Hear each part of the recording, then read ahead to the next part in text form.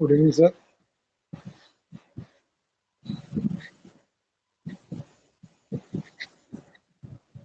Sir, our principal, Dr. Dice, has joined. Good evening. Good evening, good evening.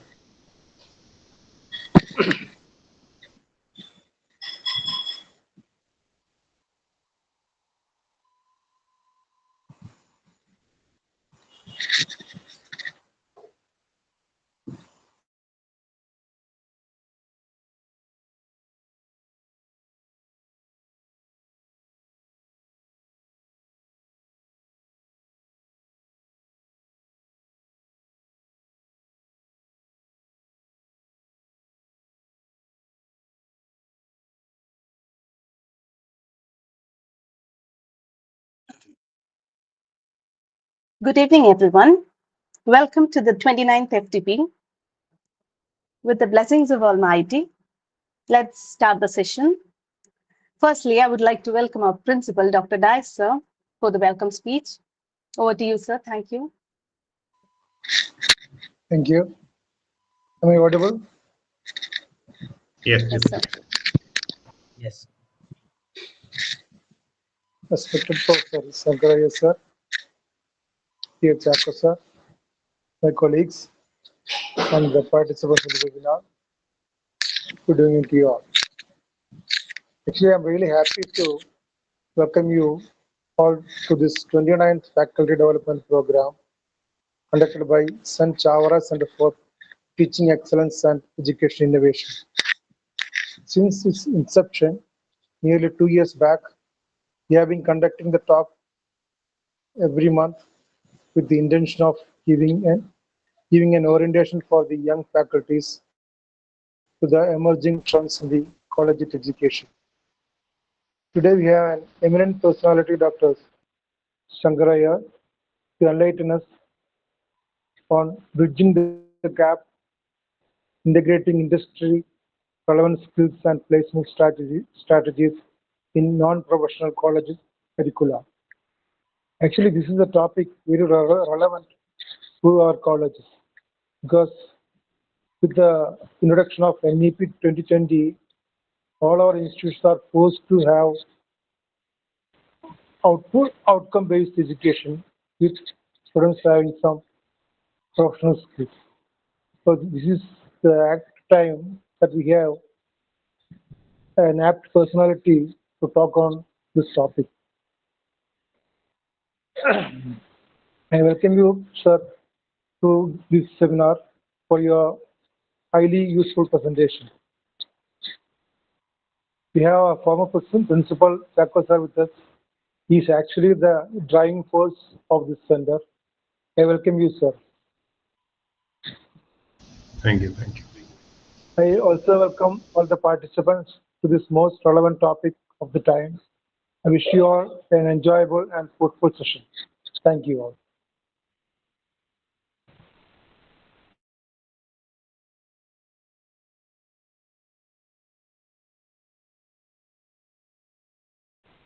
Audible alano? You're not audible. Sorry, I was not audible. I was on mute. Sorry. Thank you, sir. Thank you, sir, for your warm welcome. Before moving on to the official session, I would like to introduce the speaker of the day, Professor Shankar, sir, who is the head center of the placements and career guidance, Christ University, Lavasa campus, India.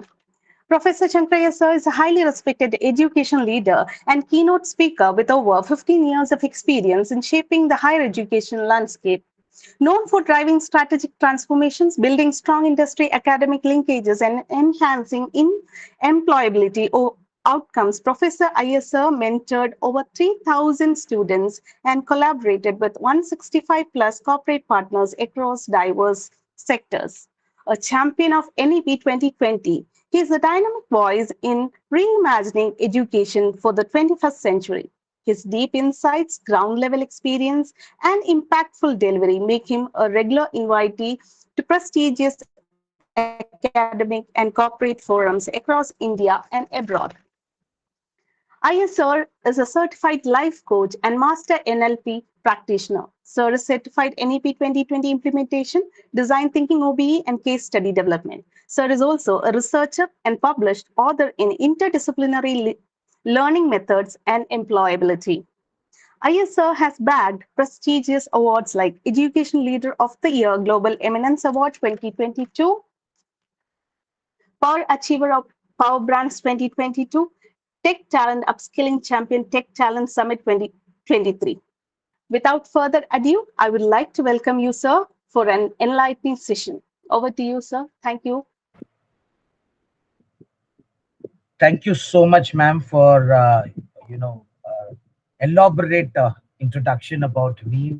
I don't know whether I'm that worth of not, but then at the outset, let me just thank Professor Chaco for inviting me and Dr. Dias for the wonderful words of wisdom that he has given.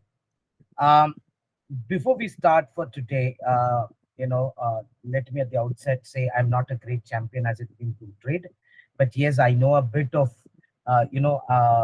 a small element in this huge universe of things. Yes, over the last 16, 17 years that I've been doing placements and I've been part of various institutions. And I'm pretty sure today I'm not going to talk about something different that you're not aware of, just probably give you more insights on how it would practically work. I think that's my job here today. And I would be more than happy to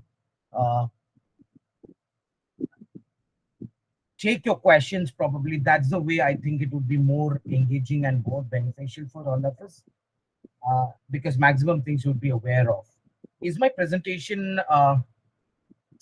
visible to all of you? Yes, sir. Yes, sir. Thank you so much. So, with the last couple of years, I'm pretty sure all of us are and talking about the gap in the industry, education, curriculums. But I think there's not a new phenomenon. I think it has been there for quite long.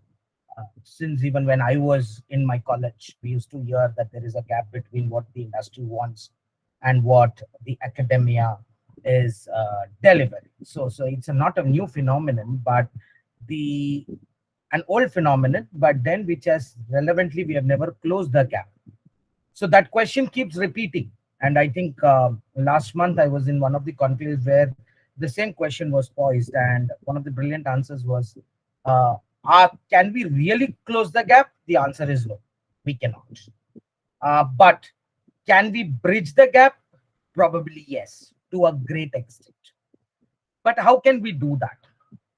So that's the question I think that we all need to answer. Let me know if I'm going too fast a bit, because of it being on a virtual mode, I may tend to go a bit fast. So the biggest change is the job market. Consistently over the last at least 4 years, if I'm right, especially post-COVID, if you see, there is a huge change in the market dynamics. The bulk hirings have lessened, and if they are existing, they're more on the low level side of employment, not on the particular skill sets.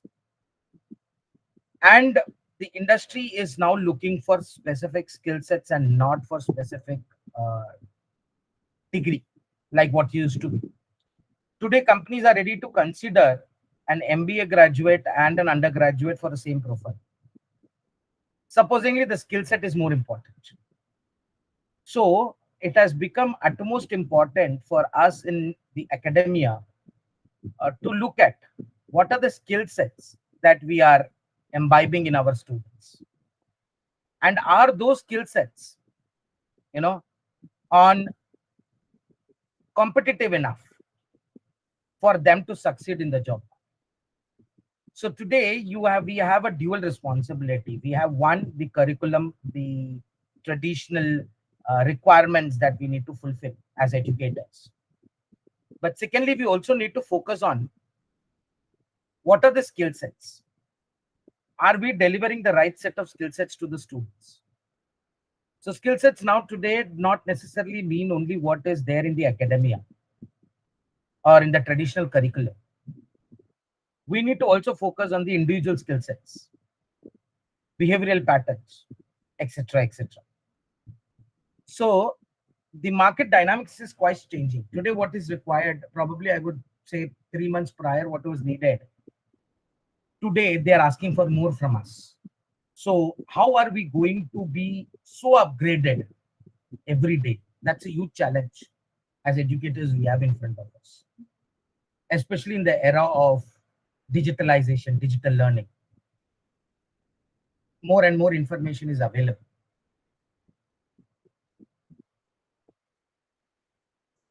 This point is always there, that our curriculum is lagging behind. But the question is, who is to be blamed? We cannot keep changing the curriculum as the industry changes, because we have our own challenges in terms of uh, getting it approved, sending it to the board of studies, lot of things. But then, what is the industry looking at?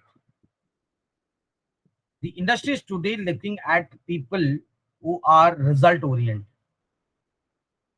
So our curriculum, in somewhere, we need to have the additional elements attached to our curriculum. How we do that internally is something that we all can debate and talk about in my Q&A, right?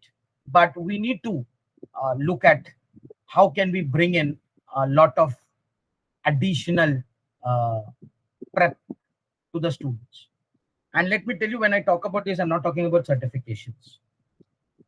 Why? So that we will talk in the uh, you know probably in the Q&A also at length. There is an urgent need to integrate the practical skills and effective placement strategy. Now, this is very, very important. The reason for this is we are all trying to build skill sets on one end, and placement strategy is going on the other side. The placement officer needs to be an integral part of the system now going forward. In many institutions that I know, placement was a secondary objective, or sometimes a drive for admissions. Now, both the things cannot work. Now, the placement cell or the center for placements has to be an integral part of the institution if you want to really succeed in integrating the curriculum and the placements. What are the current gaps that you think? Probably, can I just start with a quick Q&A here? Of course, what is there on my slides can be there. What, according to you, is also a challenge in the current environment?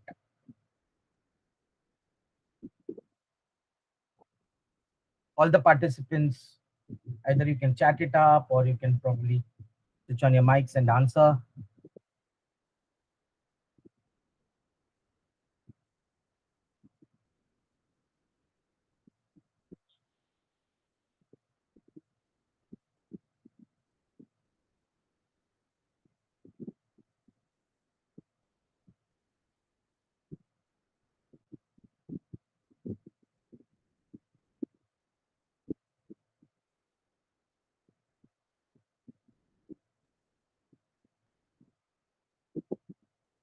I think no challenges.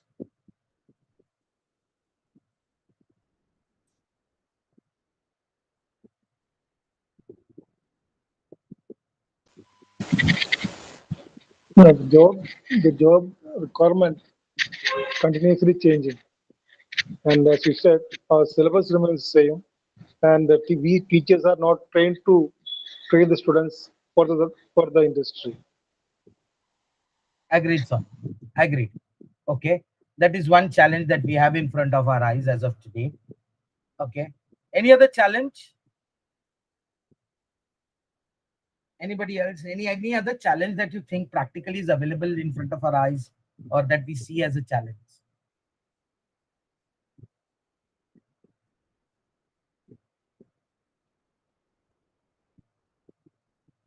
Okay. Fair enough. Lack of skill development, disparities in access and quality. Okay. inadequate infrastructure. True, there are many valid points that comes as particularly in rural areas, shortage of qualified teachers. Yes, there are certain things which are in our hands as educators, and there are certain things which are pretty much, what we call as the external factors. But I suppose there is one very important thing that we need to look at. We all need to become more real world. We all need to come to more of real world. Now, the problem is we are all studying case studies. How many of us have really done case studies? How many of us have done research papers? How many of us have done paper presentations across, universities, across conferences? I'm pretty sure all the professors here would have done. How many of us have collaborated with the industry to create a research paper? Any quick number of hands that we have here? Or probably can just...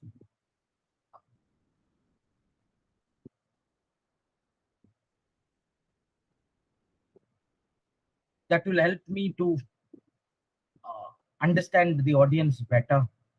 Rather, it will become very generic statements that I would make, which I don't want to.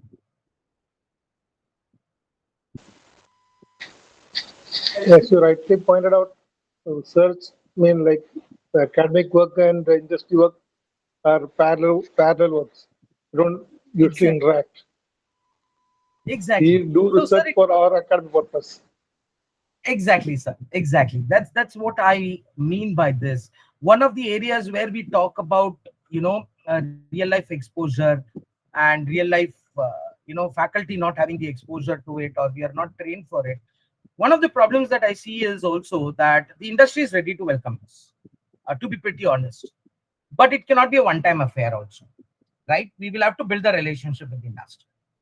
We as faculties need to start developing case studies.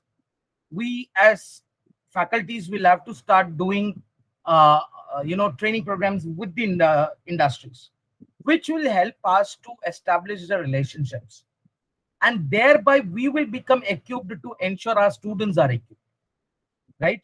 What happens is many of us get into this different agencies to train our students.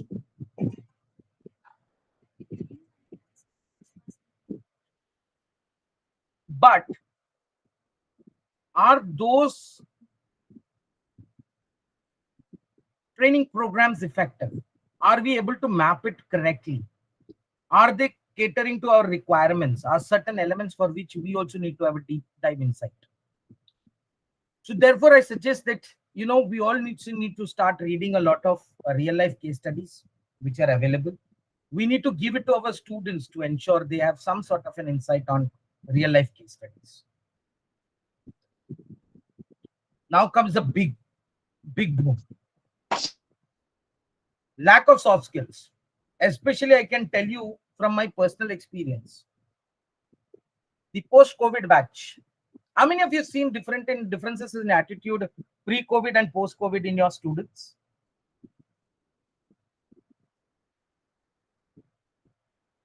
Pre-COVID batches versus post-COVID batches. Which one is far better in terms of soft skills, at least? Especially working in a team, communication.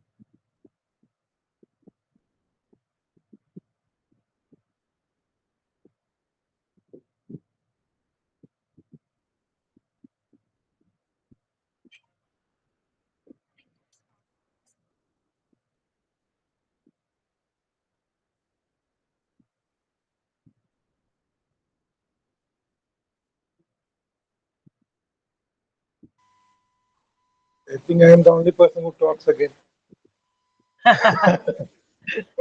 No, that's okay. Probably they're all a bit shy enough to talk, but Nowadays, post-COVID.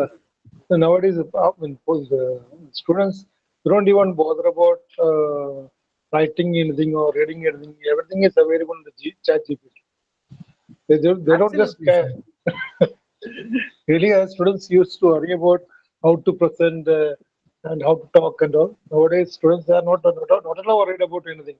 Whatever they want, they go to ChatGPT and get out of it. They are very cool. Agreed, sir. In fact, I'll tell you something. Still, I see waiting, one or two people are typing on the chat boxes.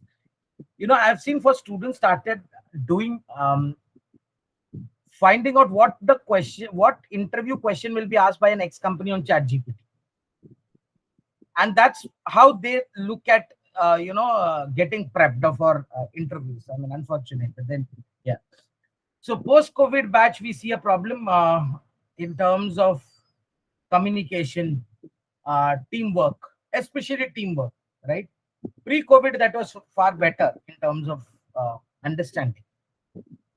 Post COVID, digital education and digital literacy has increased, no doubt in that. There are many good students who have used digital platforms to the best of their ability and use it wisely, right? But at the same time, we can also see on the reverse side that because of high digital literacy, the soft skills are taking a backseat. Especially every course today that we look at has got something in data analytics, something in data sciences, something in uh, algorithms, right? So we are fast moving towards the tech side of things. But what about the non-tech? There are huge set of roles that are available on the non-tech side. How are we going to prep on those areas our students? And why is this discrepancy? Post-COVID, I am able to see one of the post-COVID had huge problems in quality of learning. Absolutely. That is still existent. Unfortunately or fortunately, that is still existent, and we are not been successful in getting them, at par with our earlier set of expectations. The employers today, and this I can tell you and vouch for this, what I'm going to talk about, across industries, whether you're talking about the top companies or the bottom, the small and medium scale enterprises. The companies are today coming and talking to us about one thing. So, are the students good in soft skills? Are they having the hunger to learn? Right? If this is enough, then in that case, we are ready to hire them. Right? The companies today are, yes, looking at skill sets, certain specific skill sets, but then more than the technical skill sets, their understanding of tech. When I say technical, it doesn't mean only computer science or data science. In non-professional like BCom, BBA, all those courses as well. Whether they understand the technical side of that, terminologies or not, but do they have the proper attitude? Do they have the proper communication skill? And do they have the hunger for learning? If these three are there, we are taken care of our placements. I can vouch for this, right? The problem is we as institutions, we as educators need to create this hunger in our students. And creating this hunger has become the biggest challenge for us in this post-COVID era or in the era of digitalization, as Dicer was pointing out. Students just go to chat GPT and find out and things and submit it. So how are we going to really devise strategies to ensure that the students get into the habit of having the right attitude, the right communication, and the hunger for learning? Can we create these three basic elements in our students today? And companies are ready to help us out. So this is one of the biggest areas that we need to look at.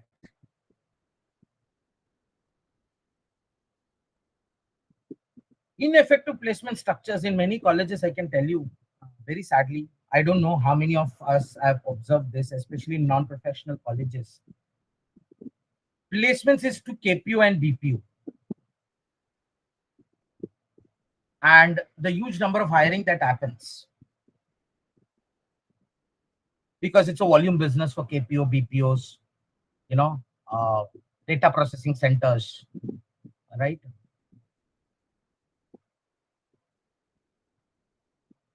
the placement is more to do with getting companies on board and ensuring the student is placed.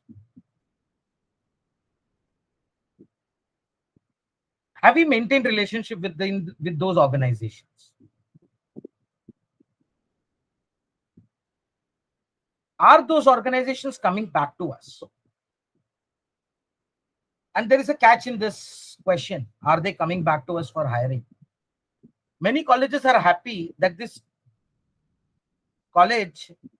this company hired from me last year 50 students. They came back this year, they hired 70 students. Why did they hire 70? Is the profile same? Have they upgraded the profile? Are they giving back to us as an institution something?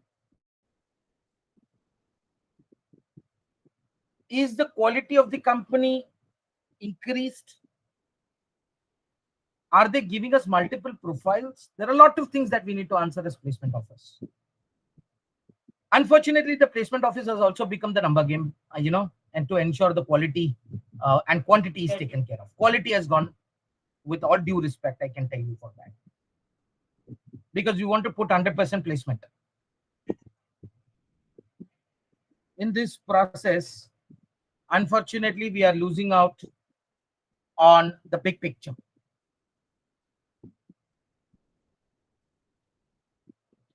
And our engagement with the corporates is very important to align the student outcome.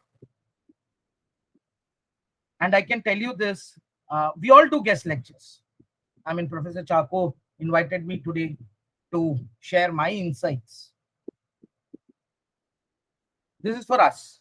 We also do for our students. We also get corporate speakers. But how much of our students engage with those corporate speakers? How many of them ask the right questions? And when I say, how do they ask the right questions? Not what we prep and give them. Not what the chat GPT has prepped up and give them. How many of them are having that attention span to learn from the esteemed speakers?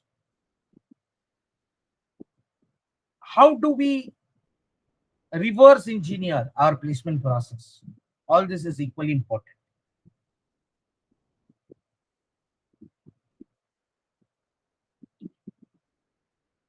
Bridging the gap, I'll tell you one thing for sure. Bridging the gap can only happen. There is no shortcut. The placement offices have to extensively engage with the corporates, with the industry, in a day in, day out manner, where we establish our relationships with the industry in a way. Again, I'm telling you, this is not easy. It is a very difficult proposition. It has took me today close to 16 years for me to establish that kind of relationships with the corporates. I'm pretty sure all of us are in the same boat. We have to talk to them not about placement. We need to talk to them about how can we improve our students. And let me tell you very honestly, industry is very happy to collaborate with us. But the moment we talk about placements, they think we are talking about quality for getting our students placed in their organization. And then there is a backseat. So it is important for us to ensure when we discuss with our industry partners, we talk to them about only upgrading and upskilling our students and not about placements, because placements is an allied activity. If our students are skilled, automatically placements would happen. This is my take. For teachers, I think one of the best things I'll tell you as placement officer, at only Christ, I'm not part of teaching because I have 5 schools to handle. In all my previous assignments, I was also a teacher to the classroom. because until and unless, if the institution is small, when I say small, if we have one course or two courses only, I think the placement office needs to be part of the academy. You need to teach students. This solves two problems. One, we know our students in and out. We know the skill set requirements. We are also able to engage with them in innovative ways. So how many of you have used various innovative teaching methodology like flipped classroom, enhanced student engagements, etc., especially flipped classrooms? Anybody has used flipped classrooms today? I mean, here in this audience.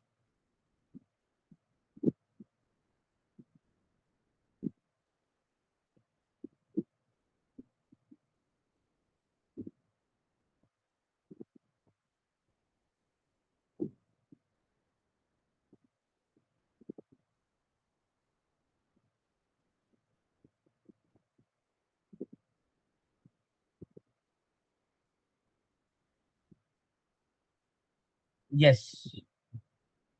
So flipped classroom is one of the ways for the Andrews, Christopher's has written that students are getting bookish knowledge, lack of practical training sessions. Now to work is a problem. Agreed. And flipped classrooms is an answer for it. If we use flipped classrooms in the right way, we can get students to the practical side of things rather than the theoretical side of things. Also, a lot of things, when I was also discussing this in a couple of other forums, I said we need to start looking at now grading students based on skill sets than uh, question and answer. We have to get into continuous assessments rather than end semester examinations. But it is a long way. I know it is not easy. It is not something which is in our hands, right? But we need to think about how we can engage with students, because for placements, one of the important things is development of students. His end semester examination, his exam marks are of course a criteria, but they are not an hindrance to his growth. Let's be very clear on that. So we need to find ways on how we can make our teaching and learning approach more innovative to ensure student participation, which can lead to further placements.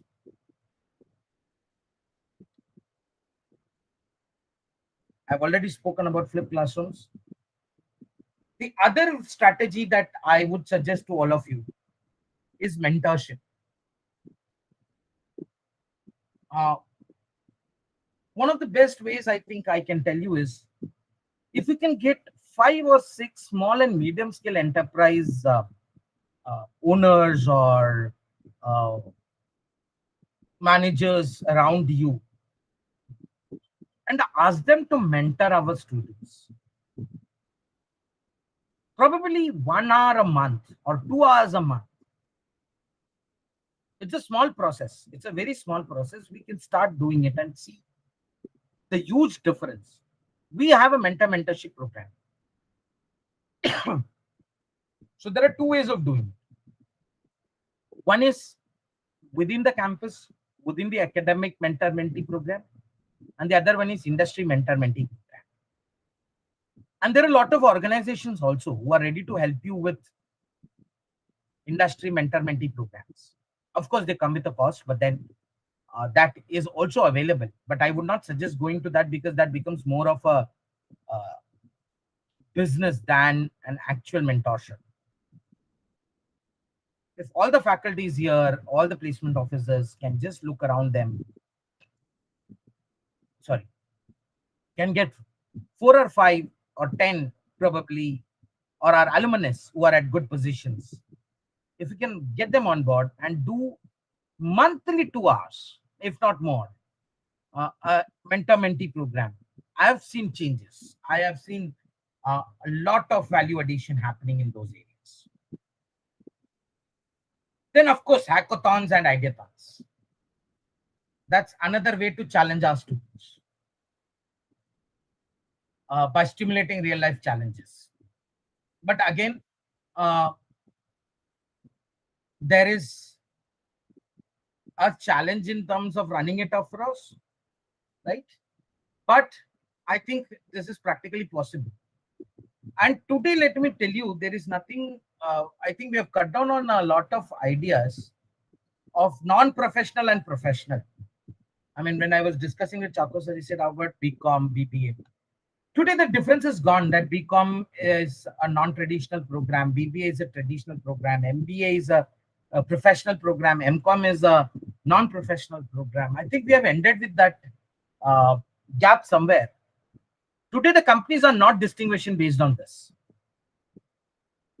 But somewhere, it is our inner call as faculties, as academicians, where we have created these two worlds. I know I may sound harsh a bit, but then the truth of the matter is that the corporates have looking at this similar basic skill set, as I said in the beginning, with whether it is a professional, whether it is a non-professional course. They are looking at only skills. So we need to ensure and focus on developing skills, irrespective of what is the course curriculum all about.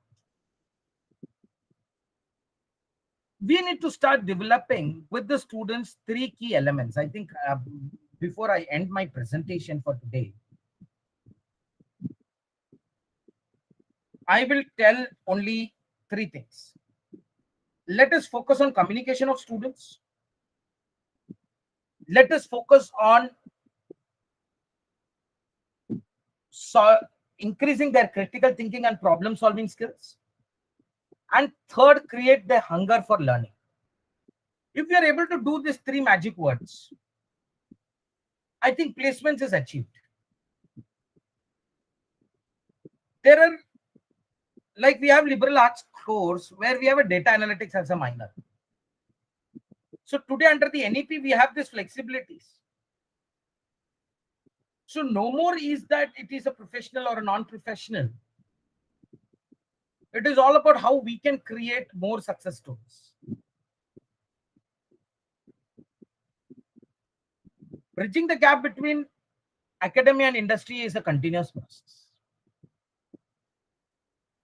It is all about the eagerness on both the parties to do that. We need to collaborate with the industry. The industry is open. The other way, I always say to the industry also, you have to be welcoming to the academia. So it is not just one way.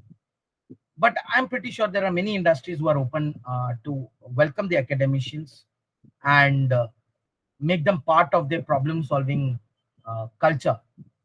So, you know, it's a two-way process at the end of the day. And this debate, how can we bridge the gap, is going to continue. I mean, I've given just a few things. Probably 10 years down the line, again, I'll be delivering some class on bridging the gap at somewhere. But that's the fact of the matter, because the industry is changing at around 10x, 15x, and we as academics are changing at probably 2x. So that gap is going to be always there. But how are we going to bridge it with tactful skill sets between the placement office and the industry is the only way to bridge the gap between academia and industry.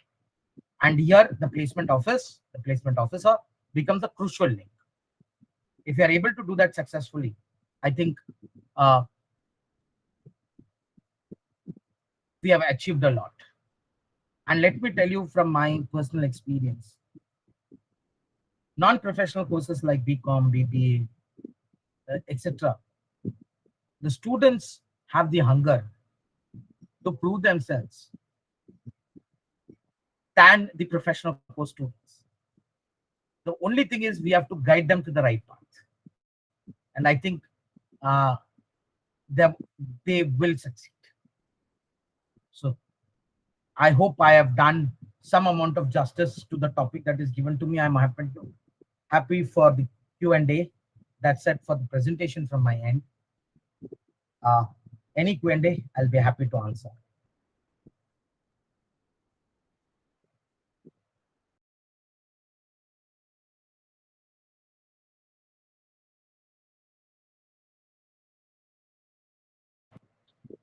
what strategies can be adopted by colleges in rural areas for industrial collaboration? Uh, One of the I don't know when you mean rural areas, if you can just define what do you mean by rural area, because today there are a lot of definitions on rural areas and what kind of a college it is. If I can know, then probably because that is very specific to what are your courses, probably the strategies needs to be fine tuned. It cannot be one size fit for all.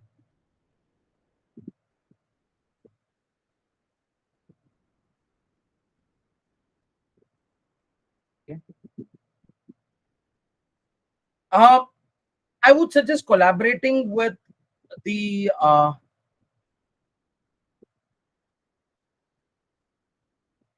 configuration uh, of Indian industries, or you know um, small scale and medium enterprise MSME kind of a collaboration will help for rural area uh, you know programs, uh, but that doesn't mean that they cannot look at the bigger picture, right? But again, that requires your question, Jolly um, Silva. I will need a lot of uh, specifics for me to answer you those question in those area, because what strategies can be adopted is a very open-ended question. So I may need a few more details for me to help you on a one-on-one basis on that, because that's a huge area. Of course, yeah, mentor-mentee program association with various ministries. There are a lot of government aid also coming in line. Like AICT is already supporting on internships. There is an internship portal. There is an placement portal from AICT for students across India, right? So we can use those also for placements.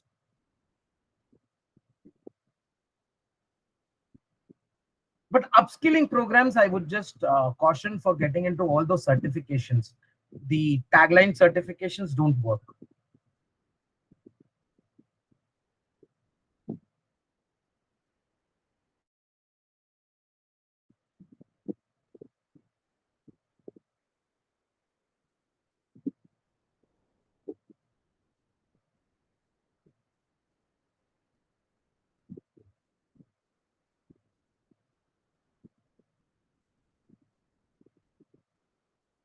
Many of the students do this data science or data analytics or business analytics courses online, but the outcome is not there. So uh, and it is not one size fits for all. Many campuses do this. So I would suggest we need to identify our students capabilities and then uh, recommend certifications for them. Any other questions? I would be happy to help you. Remote area where we have limited possibilities to collaborate. Okay.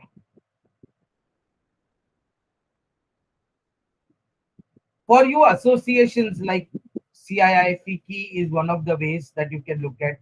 You can also look at getting, uh,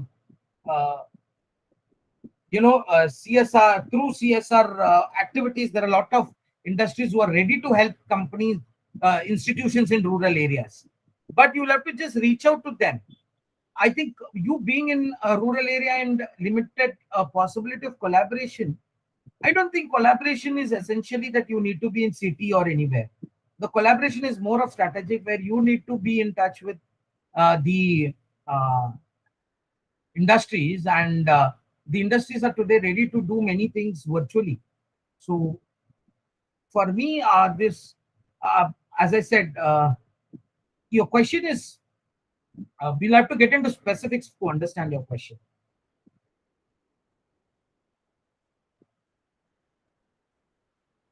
And what kind of collaboration are you looking at? Again, that also matters.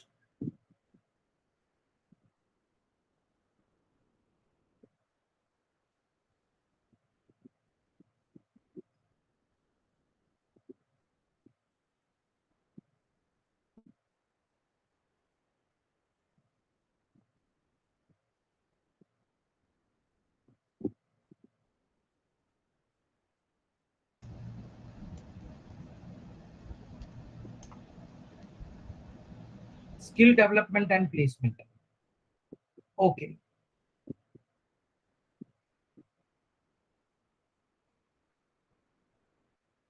I will explore the possibilities for a few industries to connect with you.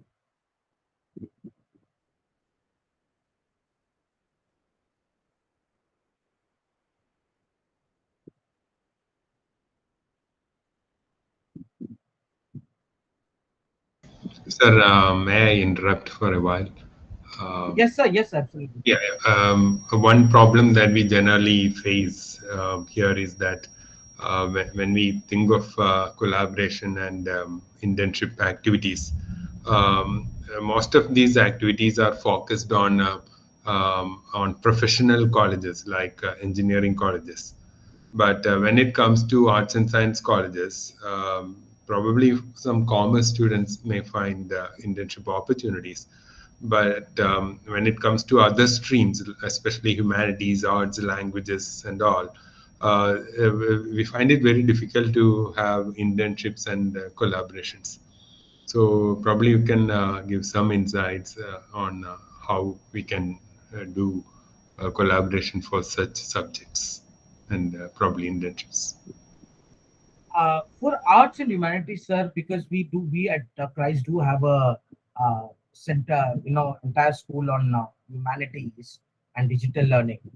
Uh, I'll tell you, there are a lot of organizations, especially in the space of digital marketing, media, and academic, who are ready to give a lot of internships to students with arts and humanities as a specialization one. So we can also look at a lot of NGOs, non-governmental organizations. Uh, and when I'm talking about NGOs, not the old kind of NGOs, sir, the NGOs have changed today. There are a lot of possibilities of engaging with them for humanities and arts as a specifics. For science, it is a bit of difficult for internships because that's not a culture that we have built, but it is not undoable. But the scope for science, that's pure science, is a bit lesser as compared to uh, computer science or others.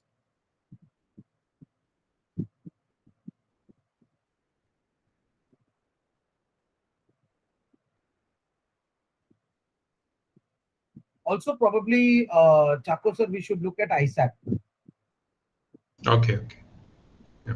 because ISAC has got international volunteership. Very, they are very economical. They are not costly, to be very honest. You all can look at exploring those for art, science, and humanities students. Collaboration with ISAC in the local chapter near you. They are not expensive. They are very student friendly, and that's a way of exploring as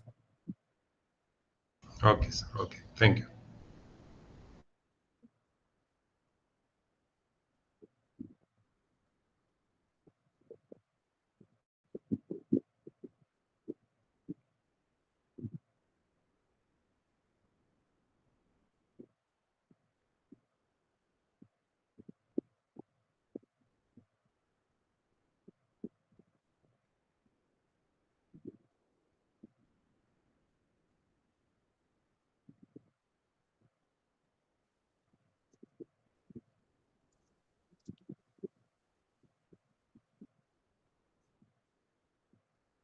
Yes, hello everyone. Thank you. It was a wonderful session, sir.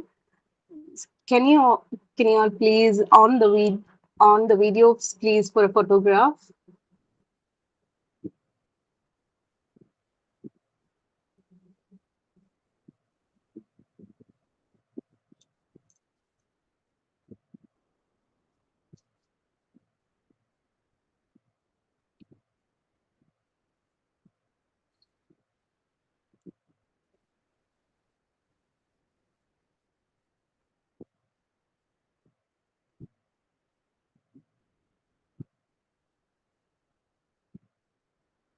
Okay, thank you everyone.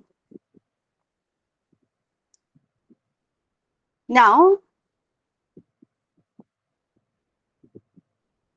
I would like to invite Dr. Shaumi Case, Assistant Professor, Department of Botany, St. Lucia's College, for vote of thanks. Over to you, ma'am, for the commendations. Thank you, ma'am. Am I audible? Yes, you are. Yes. Respected Principal Dr. E.D. Dayas, esteemed Speaker Professor Shankar, our former Principal Dr. Chapter Joseph, Dr. Gibson, Dr. Sindo, dear colleagues and participants, very good evening to one and all. It's my privilege to extend heartfelt thanks on behalf of St. Aloysius College and St. Chavla Center for Teaching Excellence and Education Innovation. First, I sincerely thank Professor Shankar for an insightful and inspiring session on integrating industry relevant skills to our curriculum. My deep gratitude to Dr. E.D. Dayas for his support and leadership, and Dr. Chakra Josti for inviting our speaker, and Dr. Ms. Ambli MS for her excellent introduction. And a special thanks to Dr. Libison and Dr. Sindhu for their valuable support and coordination of this program. And to all participants, your encouragement made this session truly meaningful. Finally, thanks to the organizing team for ensuring the smooth conduct of the event. Thank you. Thank you all, one and all present here, and have a wonderful evening. Thank you. Thank you so much. Thank you, ma'am. Thank you, ma'am. Can you all please fill the feedback form that is there in the Google Meet chat box? Sir, you may leave now. Thank you. Sure. Thank you.